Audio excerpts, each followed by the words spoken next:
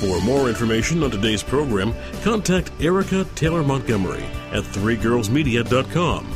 Now, back to Punch, Media and Marketing Made Easy on the Bay Area's business leader, AM 1220 KDOW.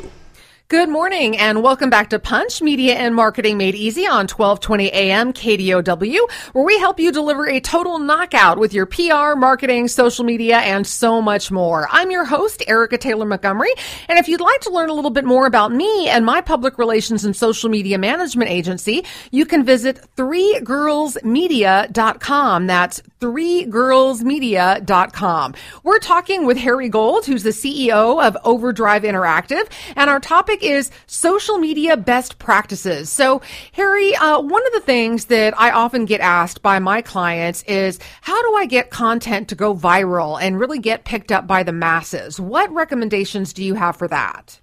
Sure. Well, let me just expand a teeny bit on what we said, that you don't need 1 million fans. And so if you're a B2B company, you don't need tons and tons of fans. But the fans that you do have, those are your spark.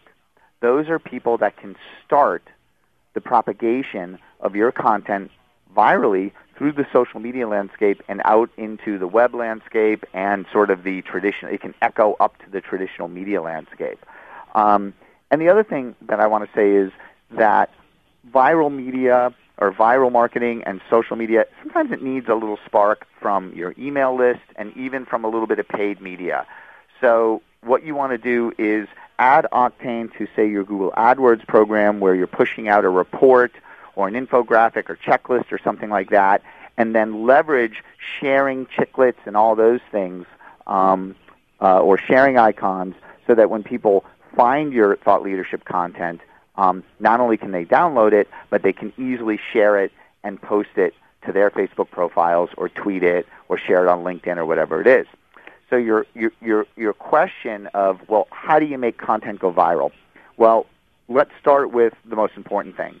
Your content has to be valuable.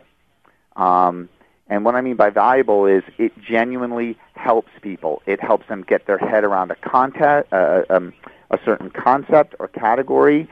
It helps them implement some best practices.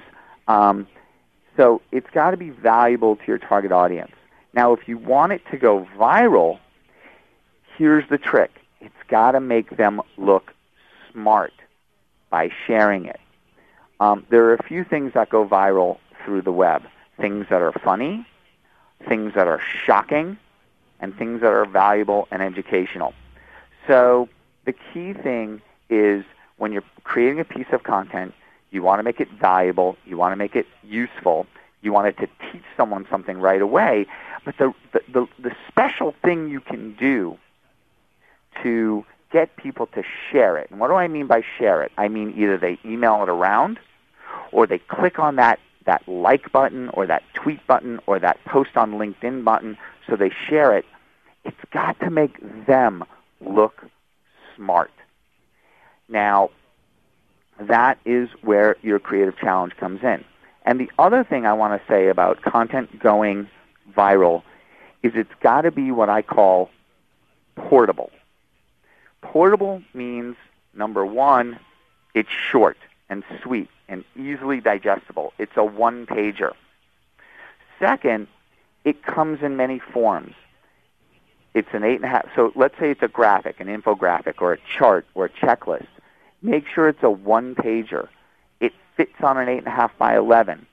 It's also available on your site as a small JPEG. So when they hit that share button to post it on Facebook or post it on LinkedIn, that share button is easily grabbing that graphic. Make sure you tell bloggers, hey, feel free to grab this graphic, but please give me a link telling people they can download this graphic as a PDF on my website. So you want to make it interesting and useful and valuable.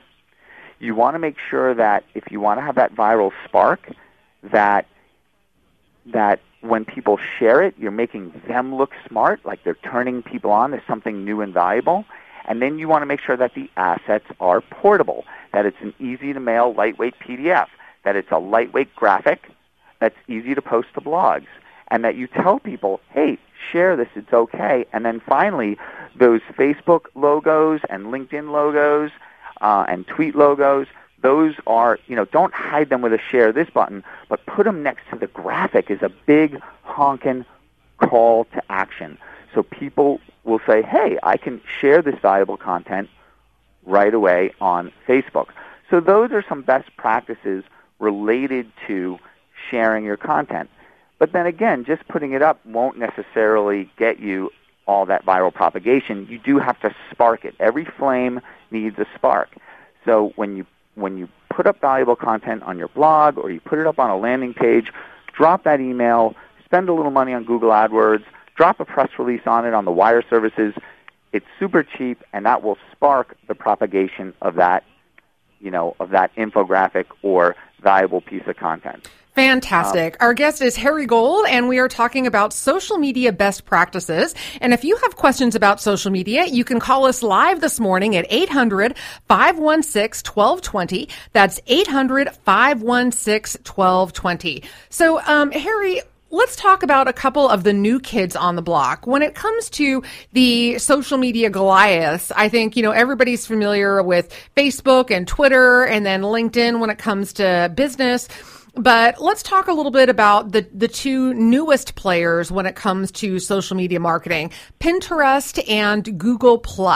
What are your opinions on those platforms, and are they effective marketing tools for companies? Sure. I think, every social media tool can be effective for different companies.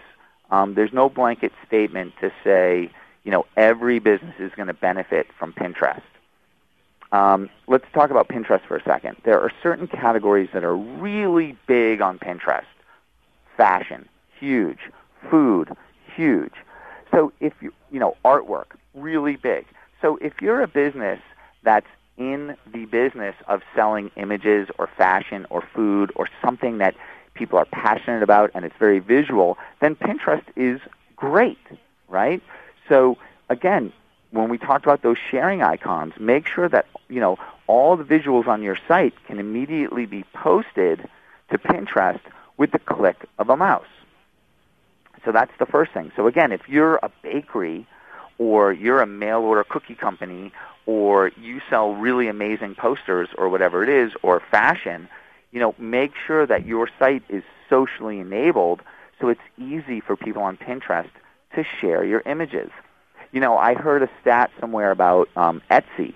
Etsy is kind of a online mall for fashion where all these small businesses can post their little fashion store on Etsy. And what Etsy said was they were getting more organic traffic from Pinterest than even from Google. Wow. So for certain businesses, Pinterest can be really huge. I know that the graphic that got the most repins ever. I mean, I post all kinds of cool stuff on Pinterest, but the thing that got the most play was a little beautiful pecan tart that I posted. Really? At some bakery near my house. So, again, but for my business, Overdrive Interactive, if I post an infographic or a chart or a graph, it doesn't get as much play. The pecan pie posted all over the place. Fantastic. So, again, it depends on the business. Google Plus, I would say, you can have a company profile on Google Plus now. I don't think people are building up really big circles or fan bases, so to speak, on Google Plus.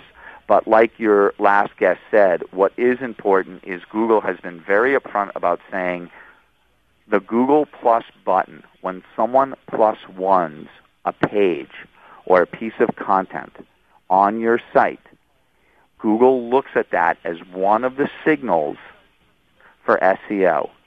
So I would say what's important about Google Plus and why it's important to at least have that Google Plus button positioned on your site next to content is that people are able to endorse it. They're able to vote for your content and say, this is interesting, this is important, and they hit that Google Plus button, and that can help your SEO.